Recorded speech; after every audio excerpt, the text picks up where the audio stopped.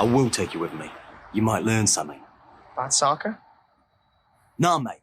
Not about soccer. And for fuck's sake, stop saying soccer!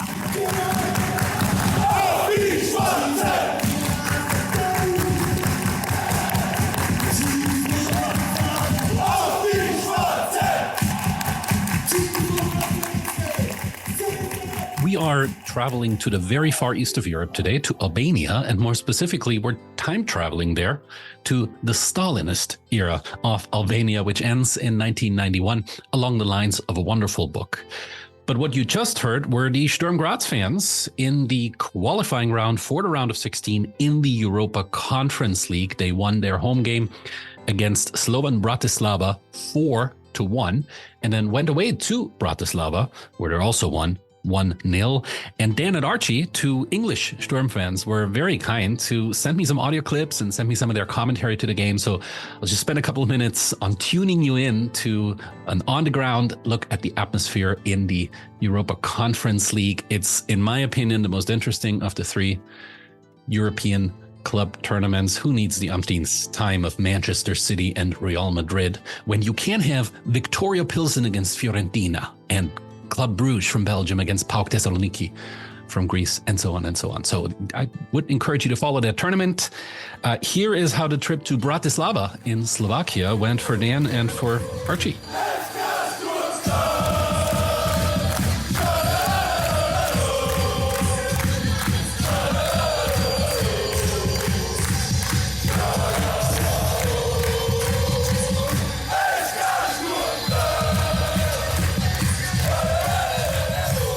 Hello Philip, I'm Archie. I'm Dan. We're the two Sturm fans from the UK. And on Thursday we went over to Bratislava to watch Sturm in the Europa Conference League. And once again, the Sturm fans were just unbelievable. I think topping anything that was going to top our time in Lisbon with the Sturm fans was going to take some doing. But I think on Thursday night they'd done it. I mean, it started quite early on. I mean, Archie was in the hotel and could hear the stadium announcement early on, which sort of gets the excitement going. And yeah, I mean, getting to the stadium, it was a bit chaotic getting inside the stadium, but once inside, just the atmosphere. I mean, the stadium itself is impressive. I think it's 20,000 all-seater. It's quite a new stadium, and the Sturm fans were in full voice. There was problems with the border, though. I think some of the fan clubs was delayed on their journey from Graz to Vienna and then across to Bratislava at the border, which meant that the fan clubs literally arrived about 20 minutes before the game started. But even without the fan clubs there initially, there was still some great atmosphere. And once the fan clubs arrived, it was just incredible, as you can hear from the sound clips we've sent in.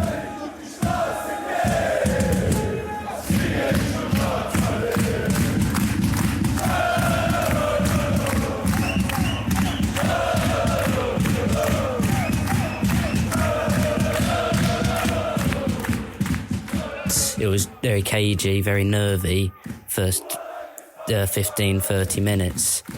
But then going into the second half with it being still 0-0, we were hoping that Sturm would come out second half dominating Bratislava like they did last week. So the second half, and as Archie's just said, I think Sturm sort of took control of the game. I think Bratislava had some decent chances, but Sturm managed to contain them and to even get the goal. And once the goal went in, well, it was just incredible. The atmosphere inside that stadium in the Sturm fans where we were was just unreal. And actually, it was only then that he realised that there's more Sturm fans, not just in the allocated space, but there was to the sides where they obviously bought Bratislava tickets. And yeah, it was just incredible. The fan clubs are amazing. We stood with GSF, so Grazer Sturm Flute, and they are just incredible. The support, they're relentless. They don't stop singing for 90 minutes. The drums, the megaphones, the choreography, the orchestration, it's just absolutely unreal. So it was a real honour to be there. Philip, we love the pod. I was listening, funnily enough, I was listening to your last pod about tourists in football on the plane, actually going over to Bratislava, and was very intrigued by what was being said. And I think I don't class ourselves as tourists when we go over to Sturm. We're accepted, which is nice, and we understand the heritage of the club, the history, and what Sturm means to Graz, basically. But yeah, it was a very interesting pod, so keep up the fantastic work, and hopefully you'll be able to use some of this. There you go, live from the ground in Bratislava, Slovakia. I'm not sure if there's any other English-speaking soccer podcast that gives you this glimpse into, in this case, European Conference League football. Thank you, Dan. Thank you, Archie, for sharing with us your journey a little bit and sharing the joy of that day with us.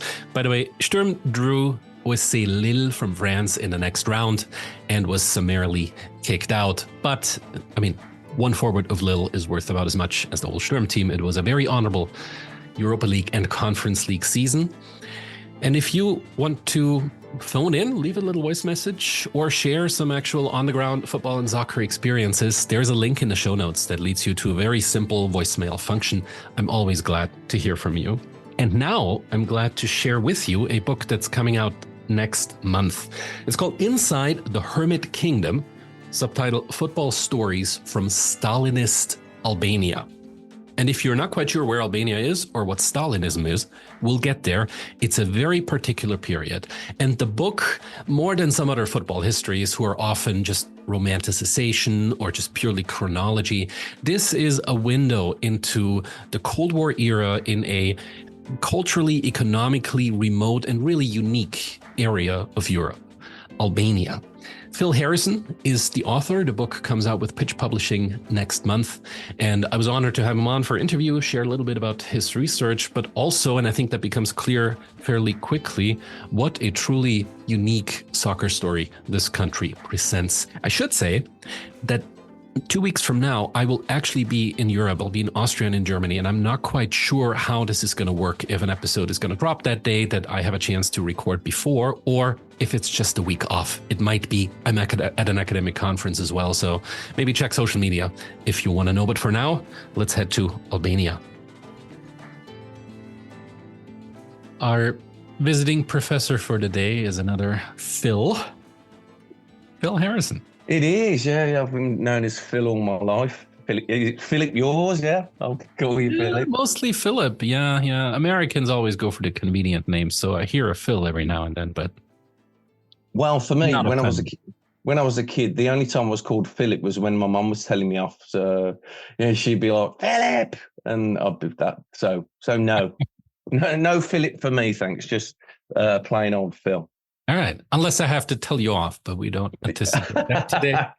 Let's hope that doesn't happen.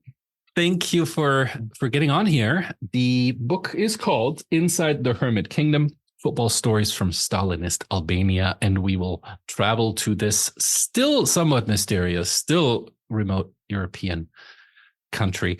Before then, though, we need to clarify what brings you to football in the first place, and in the second step, what brings you to Albanian football. But maybe first, what's your soccer journey?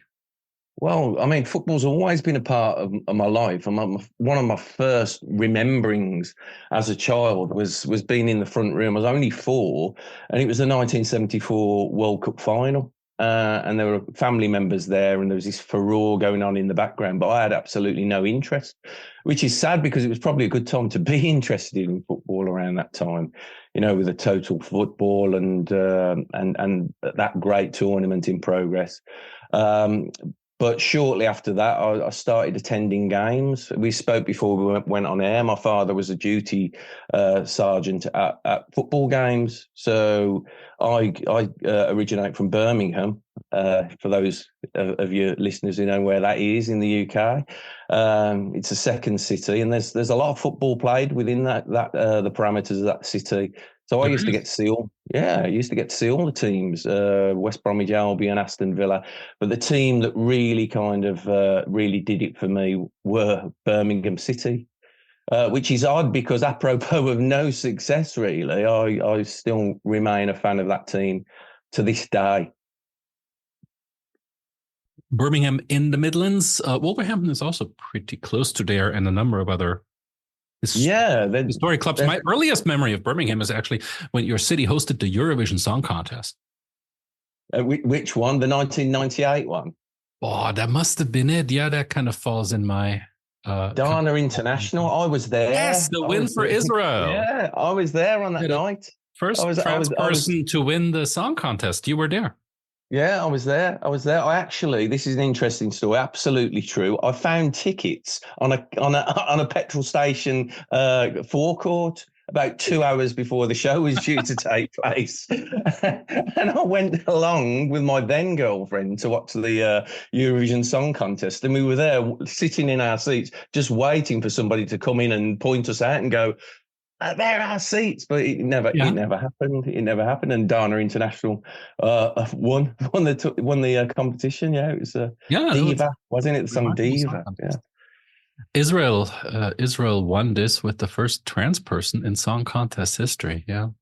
Well, a while ago. So, okay, we got your Birmingham football story, and much respect to having been claimed by the underdogs in that city. At what point does your interest draw you to Albania? Well, I can give you a specific point. I've always gravitated towards places that are harder to reach. And although you can now visit Albania, you can't revisit Albania during the Stalinist era. It's akin to, 19th century New York or Caesar's Rome. It may be the same strip of land, but it's completely changed beyond recognition. So I've always been interested in that kind of thing, and also it's for me.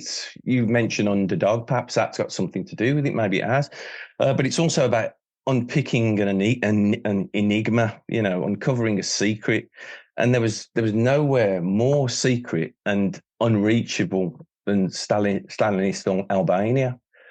On my football journeys, I used to go and watch Villa were the only team that were in Europe, and my dad used to, as I say, be a duty sergeant. So I saw several kind of East Bloc teams play.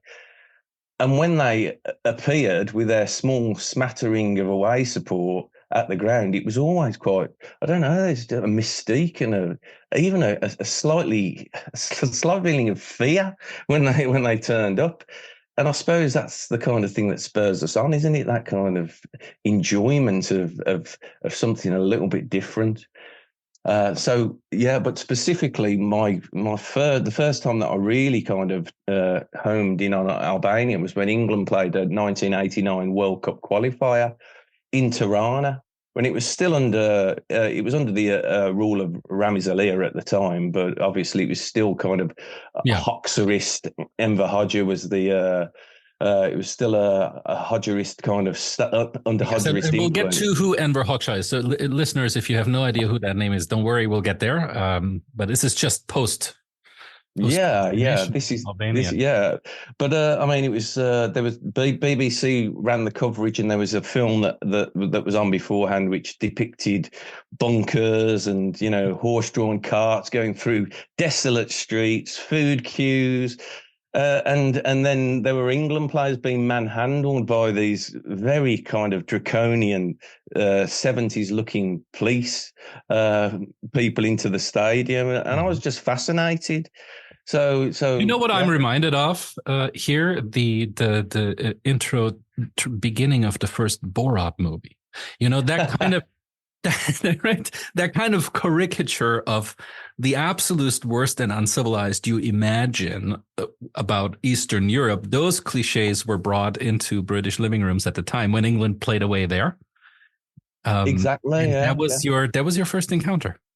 It was, and the films were short and derisory, and it was evidently British television trying to give the worst example of what living in a communist regime was like. But it took me in entirely the opposite direction. It just kind of drew me in. So I don't know what that says about me, but I think we probably have to get a psychologist in here to have a look and try and unpick the reasons behind this. But I probably was fascinated by. it probably says you're a contrarian, and I can empathize with that. Very good. Oh, good. Yeah, so I was fascinated, and I stayed abreast of Albanian football via what there was at the time, the dual vehicles of World Soccer Magazine and the European Football Yearbook, which is still in circulation, great publication.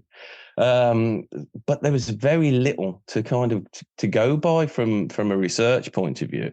But then I went on a trip to Corfu in 1992 with a bunch of friends. Island in Greece, for those of you, shouldn't say Americans, for those of you who haven't been to Eastern and Southeastern Europe, excuse me, dear Americans, who know I love you a lot and I love living here. So go ahead, Corfu. Yeah, so it's on the Ionian strip of sea that kind of between Albania and Greece and this Greek island. So we went there on a holiday, and communism had just fallen in Albania. It fell 3 years after the Berlin Wall fell. It rolled on for a good time after the communism fell in the rest of Eastern Europe. And I went on a boat trip there, and it was a day trip to a city called Saranda, which is right at the southern tip of Albania. And I say in the book, it was a city in need of care. It was a very kind of, it was beautiful, but quite desolate. There wasn't any, it was just the first hankerings of kind of Western corporate influence were just arriving there. There was a sort of like a free market of sorts, a few ramshackle cafes that open across the front. And it was,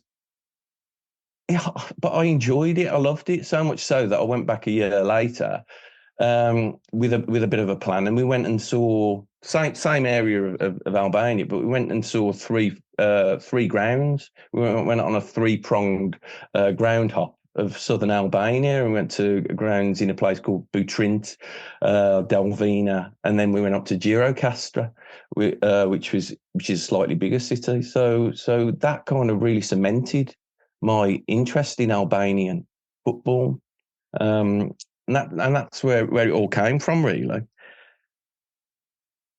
That is the frontier of ground hopping, or as I think 2 episodes ago we might have called it football tourism, though that's a bit of a different term too. Albania is the frontier, right? I mean, this is it's far out there. It's not successful in European competitions at the time. Albanian teams are not. There is no glorious past. And still today, I feel, supporting an Austrian club that plays in Europe, you draw an Albanian team in the qualifiers to the Europa League, and you're normally mildly underwhelmed. Intrigued, but mildly underwhelmed. You were more than intrigued, so much so that now in 2024, the book is out. It's written in a very interesting way. You start with these opening scenes at the horse-drawn cart and you watching the BBC. But before we get there, maybe we need to set the framework a little bit. What do we mean when we say Stalinist Albania? What's the time frame here, and what are the defining political lines, so we know where the story begins and where it ends? Well, Stalinist communism is a brand of Stalinism, of socialism that took hold in the Soviet Union during Joseph Stalin's rule, and it's synonymous with mass purges, liquidation and murder of political opponents. And it was transposed to post-war World War II Albania by a leader called Enver Hoxha. We spoke about Hoxha briefly earlier, and it came to Albania in 1944.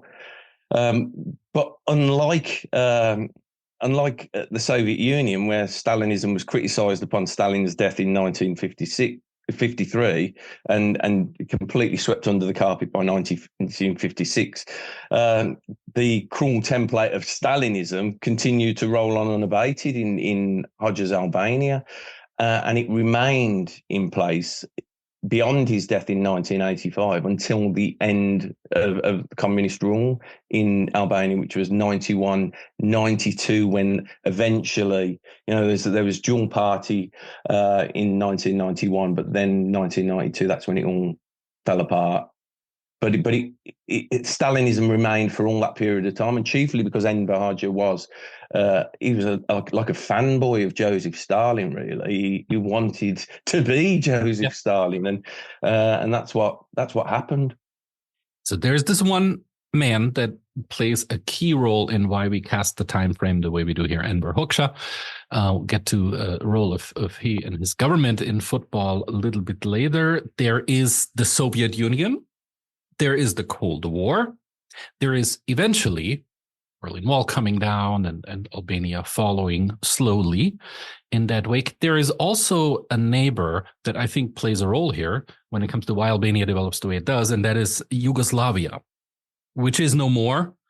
Now a multiplicity of various countries along ethnic and religious fault lines. There seems to be this constant fear in Albania that Yugoslavia will annex us, or we might become part of Yugoslavia. And that's why charting your own course, or your own very authoritarian course, seems a way through the latter half of the 20th century. Is that right? Yeah, well, I mean, Yugoslavia was the neighbour. And obviously, the Kosovo debate rolls on, and it rolled on throughout the time of communism too. It was the neighbour, and in 1946, the Yugoslavs and the Soviets funded the kind of reinvention of Albania over the forthcoming years. However, in 1948, the Tito government, that they opposed Stalin, and with Hoxha being a kind of model Stalinist, he cut ties completely with Yugoslavia, and then remained with the Soviet Union until 1961, when he cut ties with them after Khrushchev came into power. Because Khrushchev openly slated Stalin across the Eastern Bloc, so that left Hoxha wanting to keep the remnants of Stalinism going, but he had to find a different patron. Yes, and he did find it in China eventually. But just to give you as a listener a sense of how ongoing some of these conflicts are, the qualifier for the European Championship 2016, Serbia and Albania played. The game was abandoned after a drone carrying a political banner flew very close over the pitch. Eventually, Albania was awarded a 3-0 win. So a lot of these tensions that shape Albanian Stalinism continue to go on.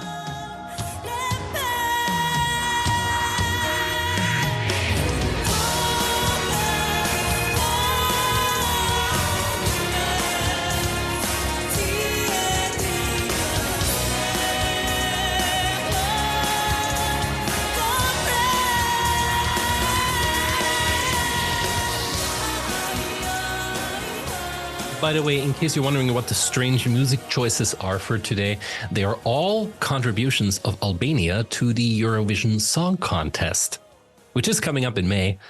Phil just mentioned it before as well. We both like that contest and a little window into more modern Albanian culture as well. So bear with me for the schmaltz and the kitsch and the weirdness of the Eurovision Song Contest over the next months as well. Well, on to the football. You have a wonderful chapter 3 in there where you give the reader kind of the smells, the taste, the sensation of what is it like going to a game? What's the local vernacular of football? You covered that ground even before. What would it sound like if you were to take us to a stadium in Albania during that period? Well, I have to sort of preempt this, Philip, by telling you about my research source for the book. My key research source was a guy called Ervin Schimmer, who's an ex-Albania expat.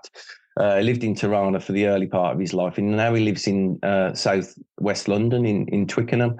And virtually all of the detail was given to me by Irving. I just put it into a narrative, really. So he gave me all the facts, and I made a rolling narrative. We had conversations about what it was like, but what I would say that football during that period, it was an authentically Albanian experience. They created a kind of culture because they had no outward perception of what football culture was. So they go to a game with till rolls that they'd taken from the local shop would give them, and they'd handmade confetti that was made from newspapers.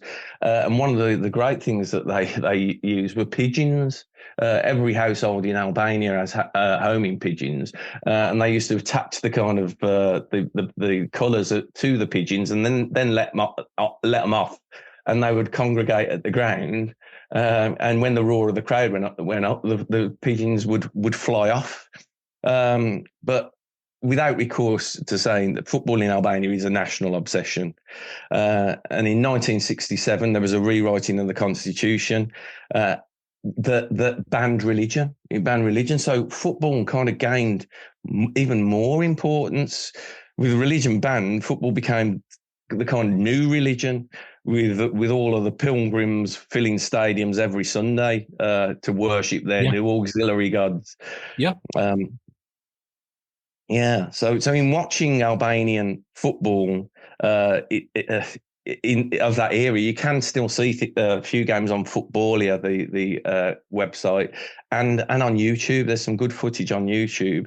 And in my conversations with Irving also, it laid bare how football made the average Albanian feel, and you can see all that passion and outrage and joy etched on the faces of the fans when you watch these films.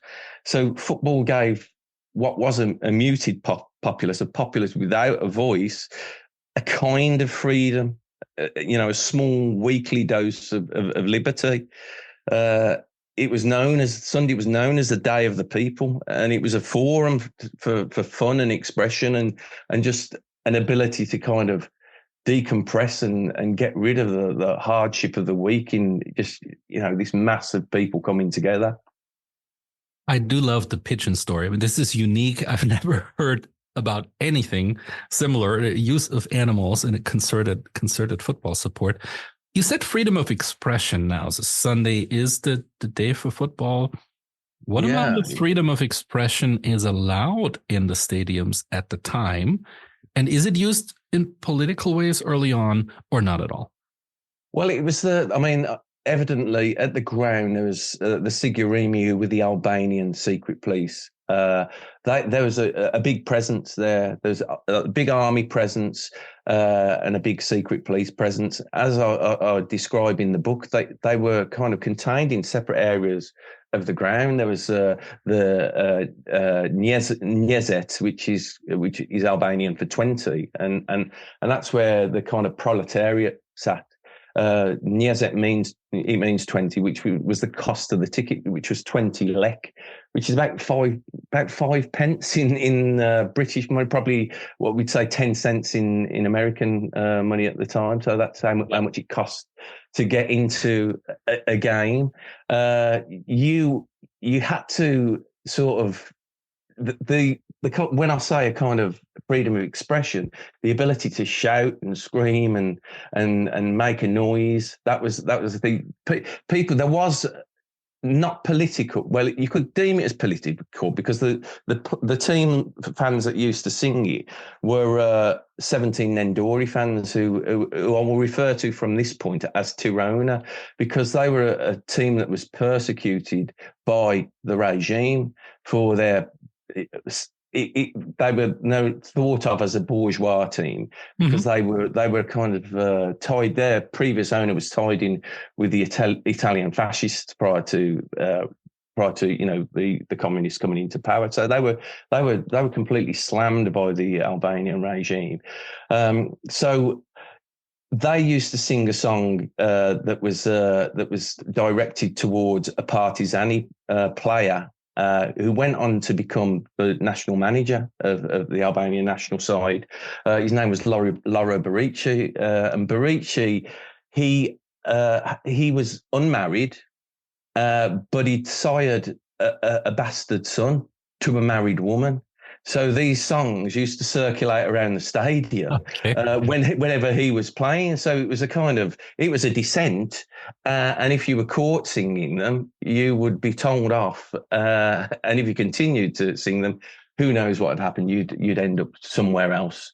But so there was this kind of bubbling dissent within the stadiums, even in the 50s and 60s, and we'll probably explore this later. As when Enver Hoxha eventually died, there seemed to be a lull in national kind of discipline and adherence to kind of Marxist-Leninist kind of values, and that already it was the death call of communism in Albania when that started to happen.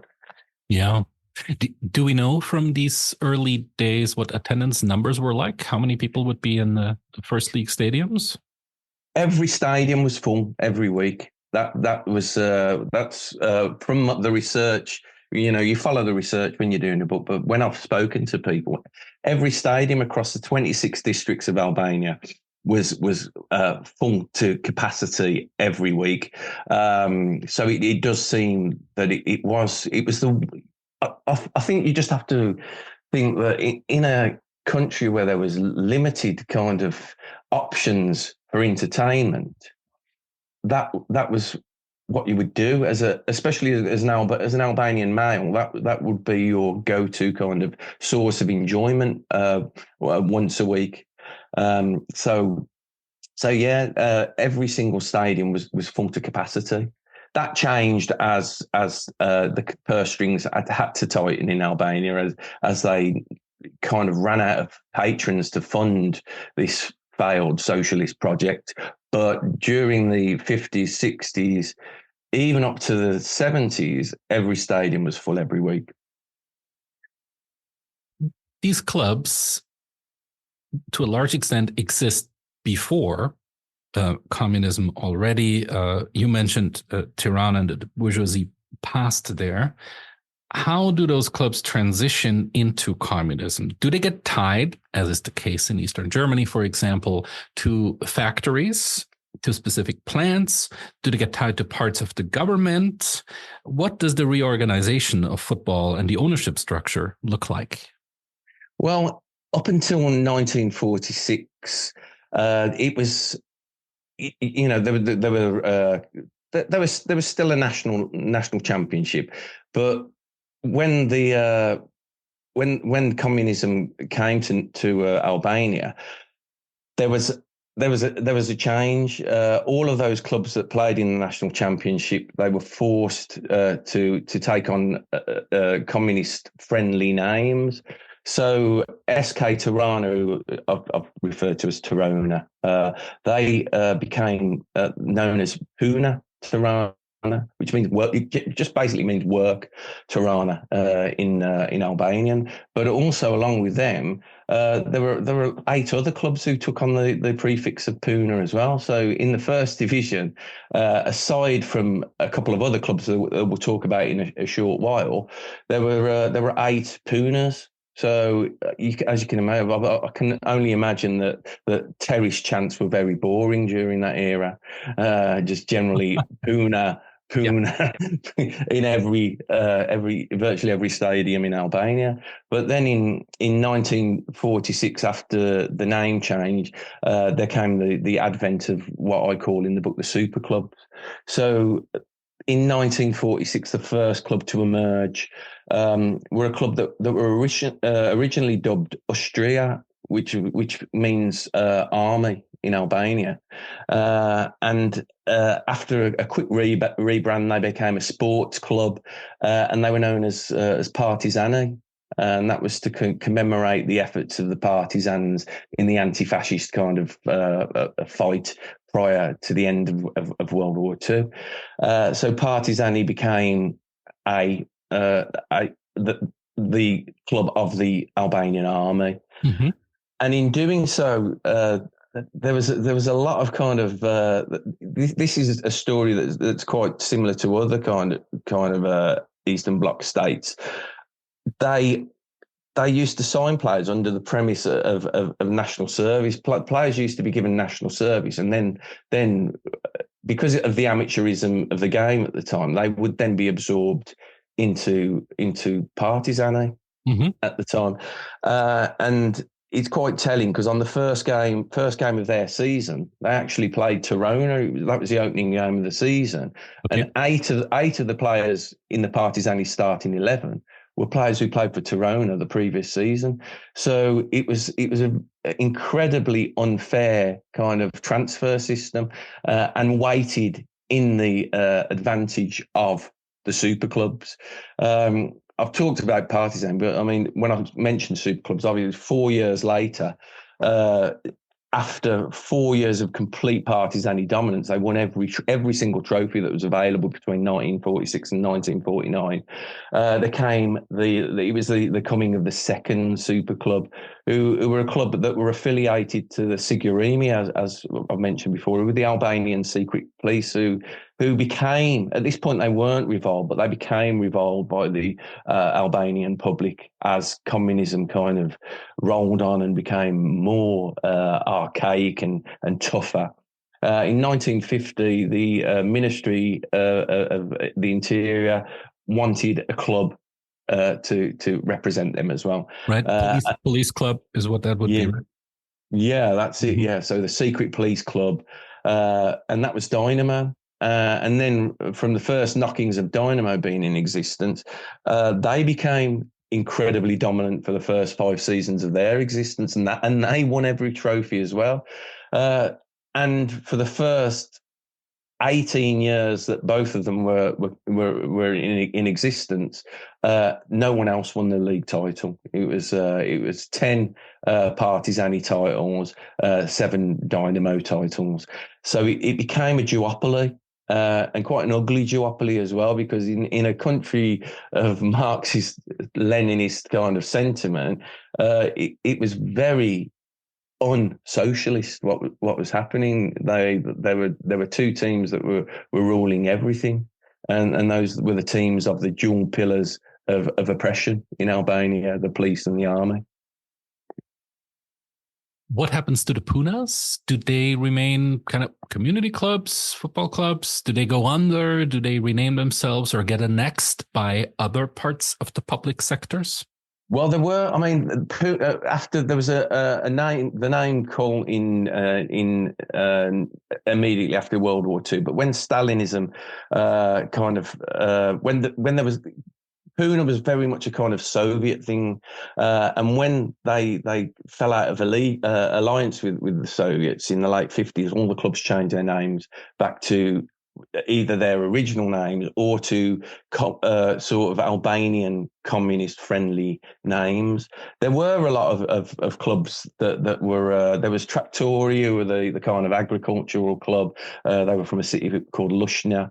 There was Spartaku Tirana, with the trade unions club, but evidently trade unions stir up trouble, and as soon as trade unions started having a voice, that club was quickly shut down and didn't exist anymore. And there was Lokomotiva, who were the railway industry. So they were all. There was a lot of clubs that were affiliated to, kind of to parts of the government.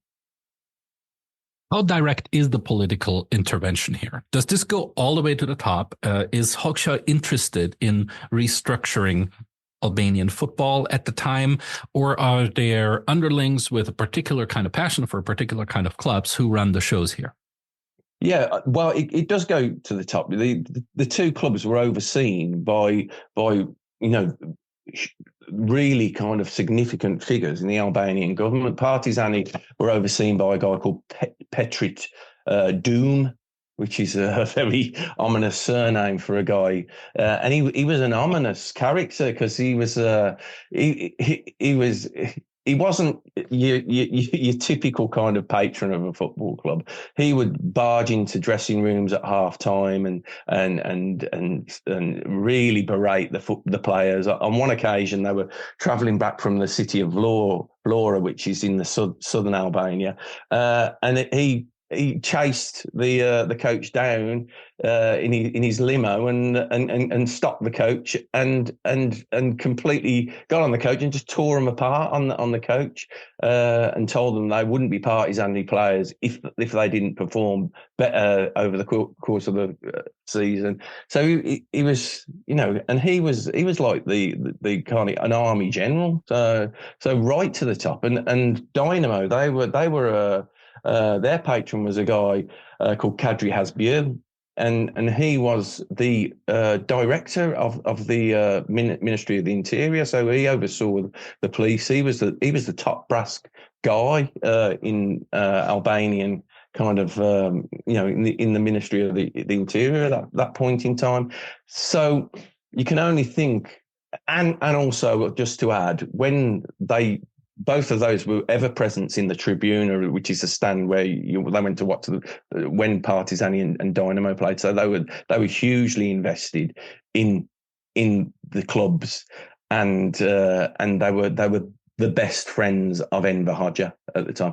Although I have to add that didn't do them any good in the end, because they were both executed in the early 80s on the instruction of Enver Hoxha. So being part of those establishments didn't really help you in Albania. I mean, looking back historically, 8 of the 9 directors of the Ministry of the Interior were executed. So when you were given that job, it was very much the poison chalice, because of the constant change in alliances. If you were a pro-Yugoslavian in 1946, you were a friend of Albania. But 2 years later, when Yugoslavia were kicked out, you became an enemy. So what was written into constitution sometimes, and what was good one day, soon became you became an enemy of the state the next day. So when you're reading books like George Orwell's 1984, this was what it was like. There were unpersons, there were people that were kind of written out of existence. History was rewritten to kind of to suit Hodge's version of what history was. So it was very dark, and people see those books as fiction, but they are actually dark parables that tell the truth of what was happening in those kind of countries at that period in time. Mm. No, I love that analogy, and having read your book, it seems apt as well.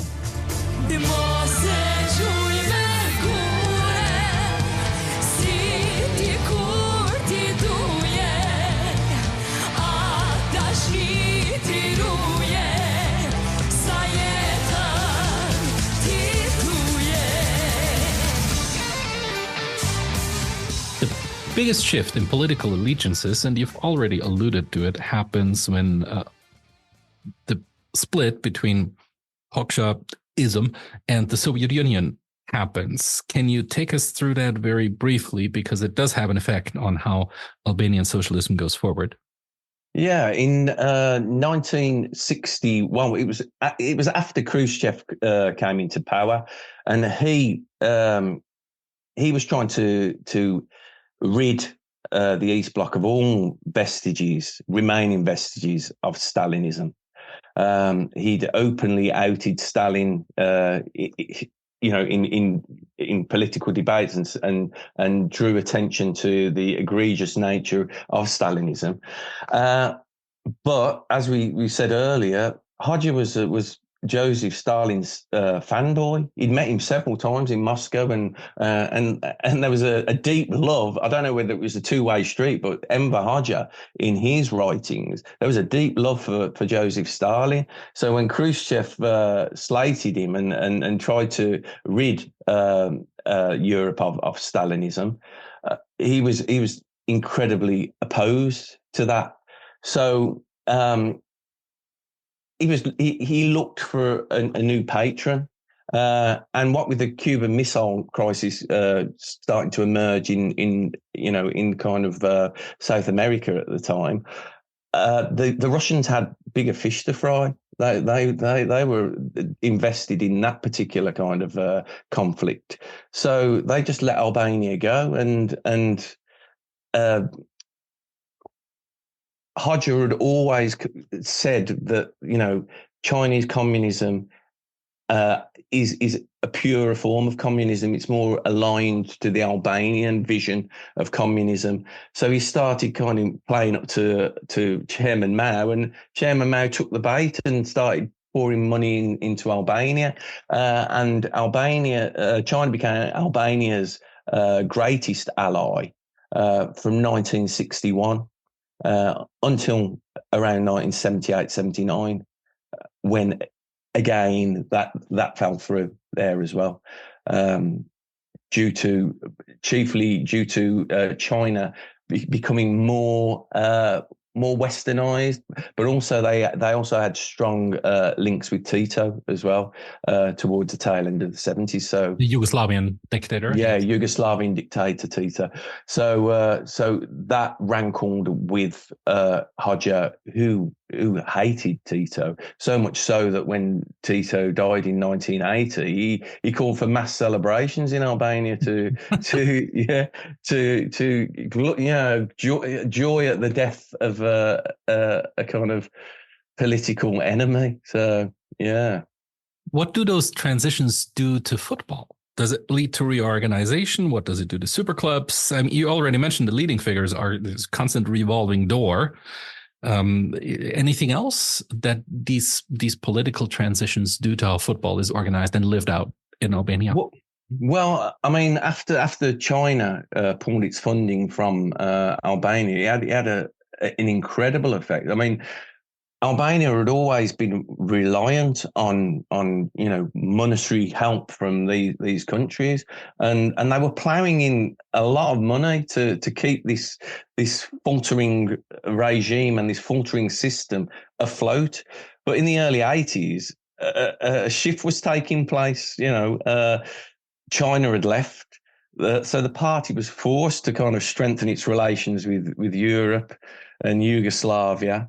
And Yugoslavia again, much to Hodja's ire, became Albania's main trading partner, which was an embarrassment for Hodja. But over the course of the early 80s, Hodja fell increasingly ill. He was suffering from a very stark strain of diabetes that he'd been suffering for about 2 decades, but he was reaching the end of his life, and his heir apparent Ramiz Alia made a kind of glasnost speech in Albania where he said, this was during the time where Hodja was still alive, but towards the tail end of it, saying that his wording was something like, Albania is vitally interested in what the rest of Europe is doing. So it kind of showed that there was a kind of warming towards it, but it was a warming that came not out of choice, but out of necessity, because they needed these trade links to create the funds to keep this. I call it a failed socialist experiment again, because that's what it was. Keep this running, and on the football field, it affected that too. I mean, not as many people would attend games. This is where there was a stark drop in attendances. Okay. However, on the playing side, there seemed to be a kind of egalitarianism that came from this. There was less party involvement. So without that party involvement, other clubs started to come through. And it's quite telling that in the early 80s, there were teams like Vlasnia Skodra, who were also a team that was demonised by the Albanian regime, because Skodra, the city where Albanian football started in 1908, it was a centre for kind of intellectualism. The universities were all centred up there, and Skodrans saw themselves as a kind of Republic of Skodra. They didn't feel Albanian. And I explain in the book they're two very separate strands of Albanianism. There's the Geg Albanianism, which is prominent in the north of the Scumbini River, basically. That they're Geg Albanian, and the ones to the south who were Tosk Albanians. And Hodja was a Tosk, and he mistrusted Gegs. So Vlasnia were the Geg Albanian team, and they won the league. And then shortly afterwards, another team called Labanoti, who were named after a small town where there'd been a meeting to discuss Albanian independence I think it was 1919. They won the league as well. So these kind of Geg teams who hadn't had a sniff of title glory were suddenly kind of popping up, and it was happening for them. So on the field, there was a kind of there was a kind of freedom, and as I say, egalitarianism that was returning to the game. Bit of an opening up, yeah. Vlasnia, by the way, a club that is still going strong. Currently, they're second in the Albanian league at the moment, and they're pushing for another title. Yeah. But they've always had really good. I'm wearing a shirt actually that was worn by Hamdi Salihi, who played for Vlasnia. It's a match-worn shirt. He wore it in an international for Albania. And it's got American ties, I say, Philip, because Hamdi Salili, he played for DC United. He did, and not only is there American ties here, there's Austrian ties here. Hamdi Salili, he played quite a legend in the Austrian league there as well. And I have some contacts to Upper Austrian club SV Ried, second league now, where he's still worshipped there. Yeah, very cool. Yeah. Well, he wore this shirt in an international against Montenegro in 2011, and I implore you and your listeners to look on YouTube at that game. It was a game played in the Laura Barici Stadium in Skodra, and he scored a winner in this shirt that is one of the most spectacular, stunning winners you'll ever see. So, guys, afterwards, if you have a few minutes to spare, go onto YouTube, Albania Montenegro 2011, and watch Hamdi Salihi's winner. And he was wearing this shirt when he scored it. Wonderful. What a shirt you got there. Very fitting. And we will just throw that link in the show notes. Also together with some of the early videos you suggested from the early days for these, and see that listeners can take a look for themselves there. So there is that opening up. And you also refer to regional rivalries. Those don't, I mean, in a system that strives for and relies on homogeneity, those kinds of rivalries are toxic. That's not what you want.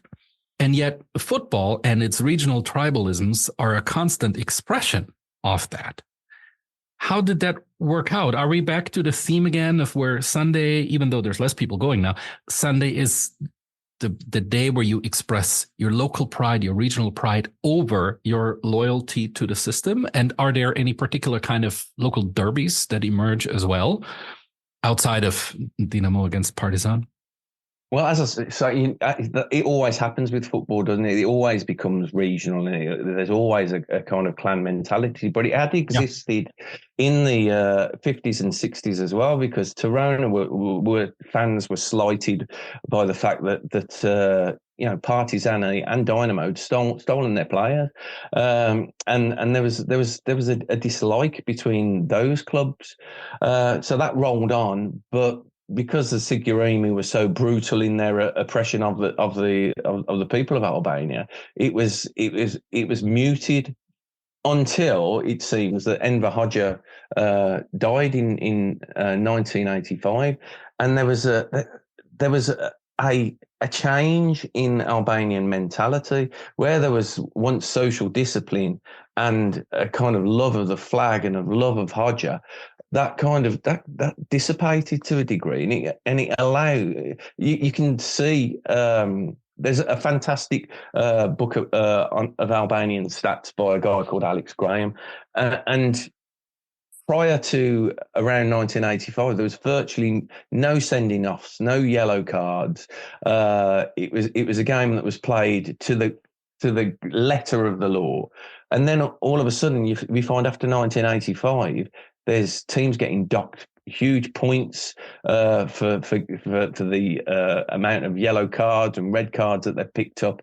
So it seems that there was a kind of an opposition to the government that was taking place in acts of on-field kind of petulance, and the rift between certain teams from there grew as well because it was allowed to grow. Yeah, there were things happening on the field that caused rivalries, and eventually it all exploded towards the end of the 80s. There were huge shows of a lack of discipline on a European stage. Partizani went to Lisbon to play Benfica, had 4 players sent off, and UEFA pulled the tie, the second round of the tie. So the unrest in the country, the telltale signs were already being observed externally. And eventually, of course, that led to the student protests in 1990, and from there on, it was just all the dominoes fell, and it was the last vestige of communism to fall in Europe. Yeah. Wait, let's go a little bit before that. Still, Enver Hoxha dies in 1985. Your chapter 14 is focused on the year right before, 1984, and the title is Small Revolutions. Yeah. What's going on there, and what does it have to do with soccer? Well, there was in 1984, there was, apropos of nothing, we talked about Labanotti. They won the title with a team that was kind of derived from the cast-offs of Partizani and Dynamo, a kind of ragtag scrap of players who were put together, and they won the league. So this kind of, and as I say, the season before that, Vlasnia had won the league. So you've got these GEG teams that are winning the league, and Vlasnia were from the rebel city as well. So the question had been posed before: if a team from the rebel city can win, what other dreams are attainable? And the season after, Labanotti won the league, but also there was absurdly like a qualitative improvement in the national team, but it wasn't an improvement that happened overnight. The guy who's most prevalent in this improvement is a guy called Shaqiri Relli, who he played for Tirana until he was forced to play for Dynamo in the early 50s, and he became a huge player for Dynamo Tirana. He won, I think it was 5 titles, 4 cups. He was one of their most celebrated players. But in 1972, he was given the reins of all the youth set up in Albanian football, so under 18s and under 21s. And in that time frame, he brought them success that they'd never seen before. They won 2 Balkan Cup tournaments, and it's easy to kind of to extract value from those tournaments. But the teams that they played, they beat Yugoslavia to qualify for the final, and that Yugoslavian team, in the same year, won the European Under-21 Championship. So, and this was a team that was replete with great players. So they beat them, and then they beat Romania in the final. But they lost 3-1 in Bucharest, won 7-1 in Tirana. And this team were growing. They were growing in stature. And in 1982, Relli became the manager of the full national team, and left this burgeoningly talented team behind him, but then transposed all those players into the national team, and it culminated in them almost qualifying for the 1986 World Cup. I had some great quotes from Albanians who were there in the stadium, and they were like, we knew that communism would fall when we were in this ground, and this young team of kind of mavericks were playing for Albania. We knew by what was happening that time was up on the regime. Quite how they knew is a mystery, but I think there was just a general feeling, a miasma within the ground that things can't stay this way. Things are about to change. They didn't quite make it to Mexico, but it gave Albanian people the license to dream about places outside Albanian borders, places that was able for them to go. They might not have been able to afford to go there, Right. but the dreams were alive.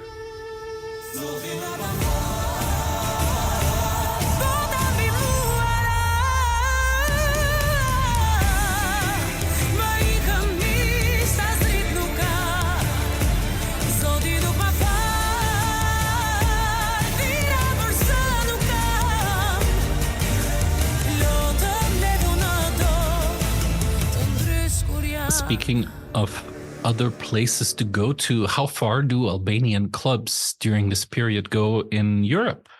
I mean, it's a UEFA member, and how do the clubs, including the super clubs, make it in European tournaments? The UEFA Cup is still a thing. There's the Champions Cup, which only the champion of each country back then qualified for. That's the forerunner of the Champions League. And then there's the Cup Winners' Cup. Any Albanian exploits in those tournaments? There were. I mean, in the book I explain there's a lot of tournaments they were exempted from. There was Vlasnia weren't allowed to enter the European Cup and in their golden era, which was the early 70s when they won the title. Why were they not allowed? Who didn't? They weren't allowed. What happened? There was a volleyball scandal.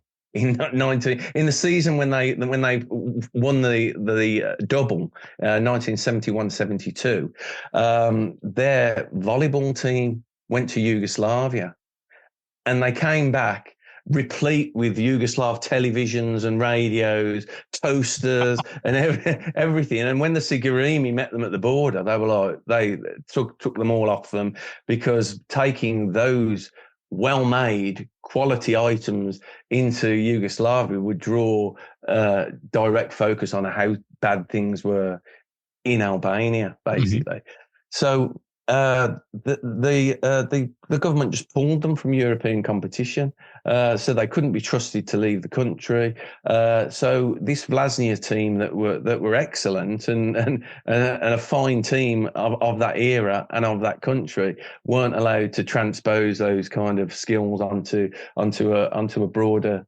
canvas, so to speak.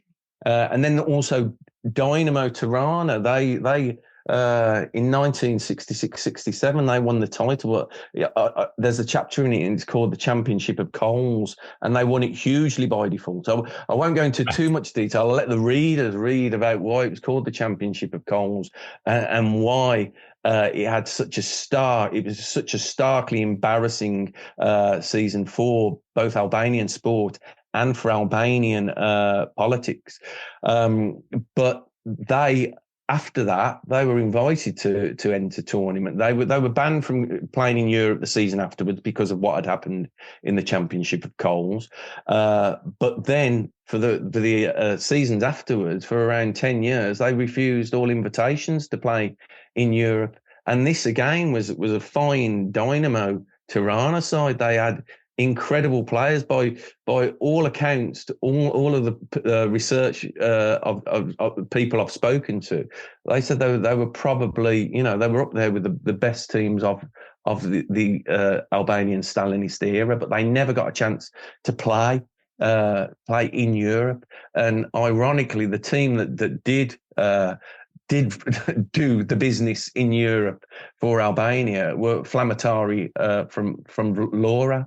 They played in the UEFA Cup 2 consecutive seasons, and those constituted the most successful performances by an Albanian club in Europe. And the first one, they played Barcelona in their Inflammatory Stadium, and they drew 1-1 in the first game, and then went to the Nou Camp and drew 0-0. But in the days of away goals, that was enough to eliminate them from the tournament. But they gave Barcelona a few shocks in the Nou Camp on the night, and it could have easily been a different result. But the next season they came back and they were in the UEFA Cup again, and they played a big team of the time in the first round. That was Partizan,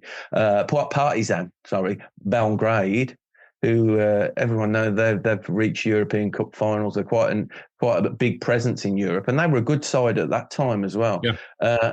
And during a period where I spoke of that, when the shaming of Partizan against Benfica when they had 4 players sent off, that all happened around that period. So the regime were eager to see an Albanian side perform in Europe, and give good copy to the regime, and that's what Flamatari did. They won 2-0 at home, and then lost narrowly 2-1 in Belgrade, and then went into the second round and played an East German team called Wismut Aue. Yes, and they Erzgebirge today. Yeah, that's it. A great stadium, beautiful stadium, and lovely verdant forests and hills beyond it. Fantastic. But anyway, that's I digress. They lost the first leg 1-0, but then again at a packed Flamatari stadium, they won the second leg 2-0. So they became the first Albanian club to participate in European competition beyond Christmas, even though Christmas wasn't celebrated in Stalinist Albania. Yeah. But they were drawn against Barcelona. And in the Nou Camp, with Gary Lineker playing up front for Barcelona, Mark Hughes, 2 British players I thought I'd given a mention. They lost the first leg 4-1. But with an away goal, they went back to the home stadium, didn't quite pull it off, but they beat Barcelona in a good Barcelona team under the kind of under the tutelage of Terry Venables, and a good, exciting Barcelona team. Beat them 1-0 in Albania, but that constitutes, in the Stalinist era, the finest European achievement of a club side from Albania. Mm-hmm. The national team you already mentioned, the 1986 World Cup, is close, but not quite reached. How were those players treated when they traveled abroad? You already mentioned the Yugoslavia episode with radios and TVs and whatever being brought. Yeah, there were always the security police with them when they travel. How did that work? That's exactly what happened. There were as with the Stasi in East Germany, there were agents everywhere, and sometimes the colleagues, the people that you played with were recruited by the Sigurimi as well. So there was that, but there was also 2 or 3 delegates who used to go with them, who were actually, paid members of the Sigurimi. So the chances of defection were negated by the presence, because my friend Irving told me in the book, the Sigurimi were everywhere. You knew that you couldn't talk to anyone about something that you felt.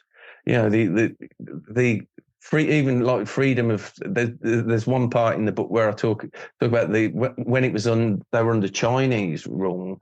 They fed a myth to the Albanian people. They'd invented, via Chinese aid, a contraption that could read your thoughts. So and Albanian people believed it. Yeah, and so there wasn't even the solace of your own thoughts anymore. You could be sent away to a gulag for thinking something that wasn't of Marxist Leninist purity. So it was absurd, really. But yeah, whenever they travelled abroad, there was a delegation, plus these kind of silent kind of Sigurimi kind of affiliates who were in that crowd as well. But defections did happen, yeah. And there was a key one in 1990, a guy called Pierin Noga, who, as a young child, he read The Count of Monte Cristo, and he was drawn to the central character of that, who escaped from the prison along the Straits of Marseille. In 1990, Dynamo Tirana were drawn to play Marseille in a European Cup cup tie, and taking fiction into reality, Pierre Noka escaped from the Dynamo enclave and escaped across the Straits of Marseille to defect to the west, which is great. I mean, people talk about the importance and the value of books, but to him, that, you know, and also in a country where if he'd have been caught with that copy of that book, he could have been thrown into prison. You know, that the quality Western literature had given him a kind of portal into a different way of thinking, which he executed in 1990. Wow. Quite a story. We had a whole lot of literature we're touching on today. You already mentioned Orwell and now The Count of Monte Cristo. But we're already approaching the end of it all. And early 90s are around the corner. Moksha is dead. How does Albanian football survive this transition? And are there any clubs that don't survive it well? Well, of course, the clubs of the regime, Partizani, they survived relatively. They still remain. They'd somehow augmented this following. I say in the book, they are regarded as like an Albanian Manchester United or an Albanian Juventus. They still have huge support within Albania. Dynamo, not so much. They kind of fell away. You know, they were the team of the secret police. No one liked the secret police when communism was in power, and no one missed them when they'd gone. So Dynamo fell into a little bit of a free fall afterwards. It was when communism fell, there was violence on the terraces, public discord, so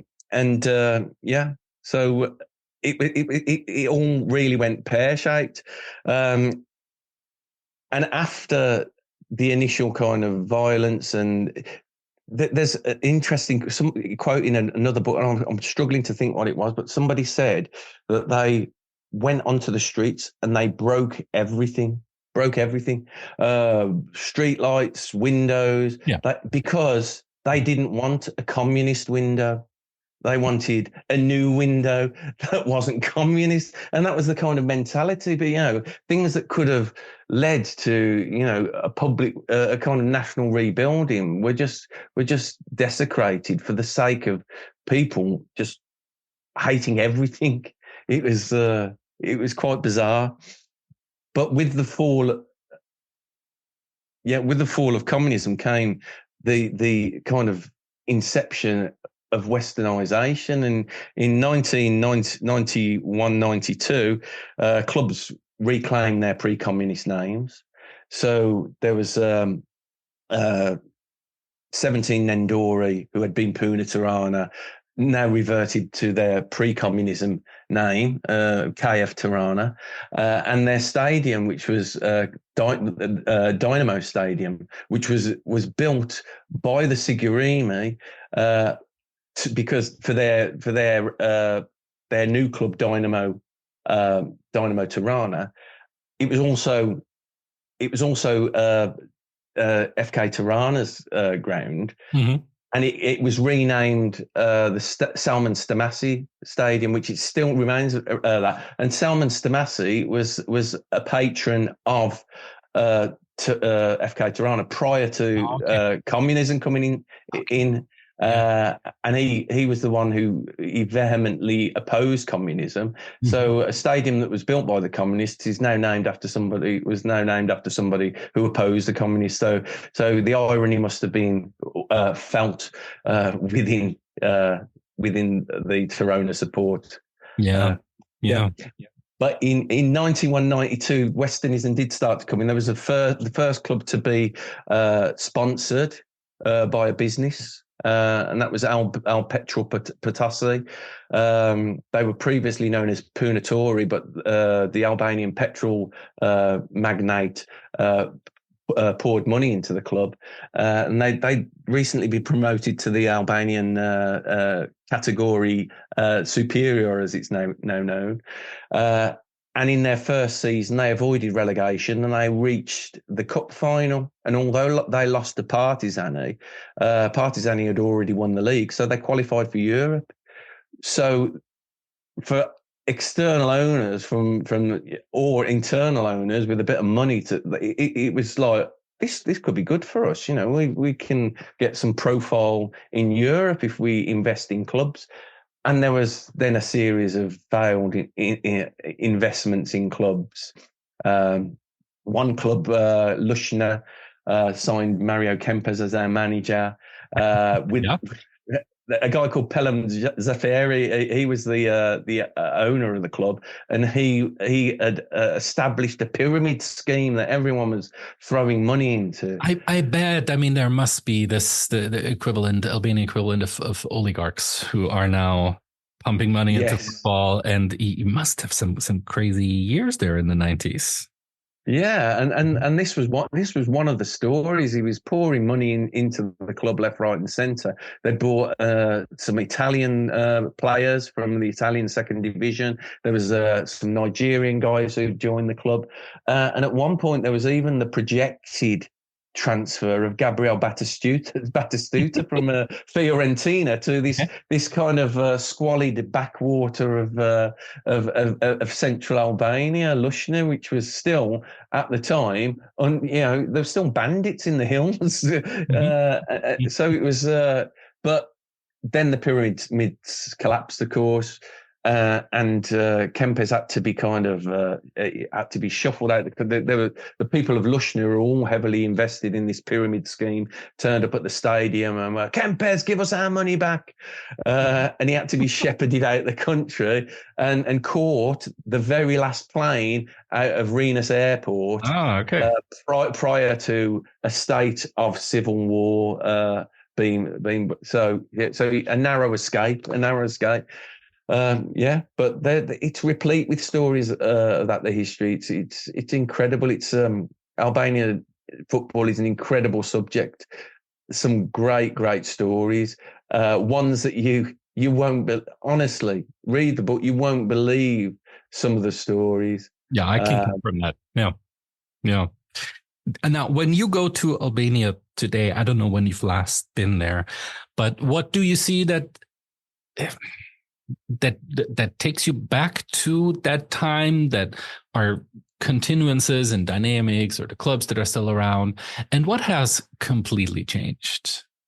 Well, on a aesthetic, from an aesthetic point of view, Tirana is a completely different city. As I say, it's a different it's the same patch of land, but it's completely changed beyond recognition. They're a kind of low-level skyscrapers, what I'd call, obviously not the size of like New York ones, but there's a lot of Western money being pumped in. There were no cars whatsoever in Stalinist Albania. Now Tirana is a Mercedes-Benz laden matrix. Every car is a Mercedes-Benz. So huge Western influence. From a football point of view, evidently, qualitatively, it's not as good as it used to be, because any good player is now sold out to other countries. So the league has suffered because of that, and the tendencies have waned a little bit. There is still a kind of hardcore of support there, but unlike the relatively good-natured support of the Stalinist era, because you had to be good-natured, there is the advent of ultra-culture in Albania now. I was wondering about that. Yeah, I mean, cultural closeness to Italy to begin with. Ultra-culture must have swept up pretty quickly in the 90s too. Yeah. Yeah, it has happened in Albania. So from a domestic point of view, it's the quality has decreased. But however, the national team have improved because of their experiences abroad. And it used to be the case. It used to be the case that Albanian people born in Albania would play for other national teams. But now, because the diaspora has spread, we now have players like Armando Broja as one example. He's a London-born Albanian, but he's chosen to play for Albania. Albania, yeah. Right. So this kind of pride in being Albanian, and they're very proud people, and they're lovely people. They're incredible people. They've suffered so much hardship and difficulty, and they're there, and they're still going strong and still optimistic. And now players who aren't born in Albania, of Albanian descent, are starting to play for the Albanian national team. So this shows there's been a kind of sweep, and that's only in the last. If you look at the 2016 European Championships, when Albania played Switzerland, 6 of Switzerland's starters were of Albanian descent, all born in Albania. But now there seems to be a kind of a change in the dynamic now, and of course they've qualified for this Euros as well, which is a positive sign. And also with the World Cup expanding and obviously taking place in North America, there is a chance ever. We might see there. Yeah, of course. Yeah, they're a good competitive side now, and they've beaten some good sides on the way to qualifying for Euros. So who knows? Who knows where it's going to go, Philip? Yeah, you will be back there. Are you still traveling there on occasion? My friend Irvin, he's going to take me to Tirana Partizani derby. Yeah, very nice. So that's going to be exciting and interesting. So that's next on the bucket list of games to go to. I do go to one of the great countries that I do like to watch football is the Czech Republic. I've been there quite a few times, but I have watched one game in Albania, but that was in 1993 in Eurocastra. But I'm looking forward to going and watching the big derby. The big derby is coming up. Yeah. Your book by then, of course, will be out. I hope to critical acclaim. It's out with Pitch Publishing. When is the release date? April? Yeah, the release date is April the 8th. So April the 8th, and there's a book launch in Birmingham, my hometown, in early May. So I'm looking forward to that. A lot of great people coming along to that. There's some ex-footballers, there's writers and musicians. It's going to be an absolute blast. So yeah, looking forward to the book coming out and hoping that people like it. It's a bit niche. It is niche, certainly. But I hope that people will buy into it and enjoy it, because I've certainly enjoyed researching and writing it. Yeah, no, it's incredible stories, as you said, but against the backdrop of a really very unique Cold War drama that happens in this, it's not just football niche, a niche of Europe during this time period. And football books that are out there can be a little hit or miss, but this one is good storytelling. It's a very nice job of folding the historical background in, as you have done in our conversation now as well. And I hope the book gets quite some attention. Inside the Hermit Kingdom, football stories from Stalinist Albania. And it's definitely more than just a collection of stories. Thank you for writing that. And thank you for being on here as well. Anything we forgot? Anything that listeners should know either about Albanian football today or the book? Guys, if anyone wants to engage with me, I'm at Football Geeks on Twitter. You can DM me. I'm not just, you don't have to just talk about Albanian football. I'm an all-rounder. You can talk about all football or anything else you wish to talk about. And I'll look forward to speaking with you in the future. Very good. Very good. We'll link that in the show notes as well. Thank you, buddy. Thanks so much, Phil. Hoping for a resurgence of Birmingham City as well, by the way. Yeah, let's hope so. We're 1 point off the relegation places at the moment on a run of 4 consecutive losses. So things aren't looking great, Phil. Yeah, I know. Well, rooting for you and for the book. Cheers, mate. Thank you very much. Thank you for having me. Thank you. It was great talking.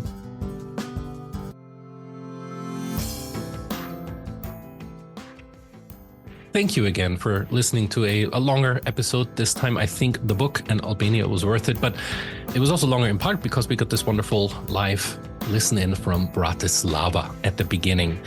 If you have a second, take one of them and give this episode, the podcast, a like, 5 stars or 4 stars, or a little feedback, and an audio message is always welcome too. The next Monday, when an episode is due, is Easter Monday. As I said, I might just take an Easter break. The day before Easter Monday, I'll be at a Sturm Graz game in Graz against Salzburg. The day after Easter Monday, I'll be on a train to Munich to an academic conference. So we'll see how that shakes out and if I have time to work on an episode beforehand, or if I'm just going to take an Easter break. Then keep a tab on social media. That's where I will let you know, and keep in the loop as well about European soccer travels coming up for me. Be well until then.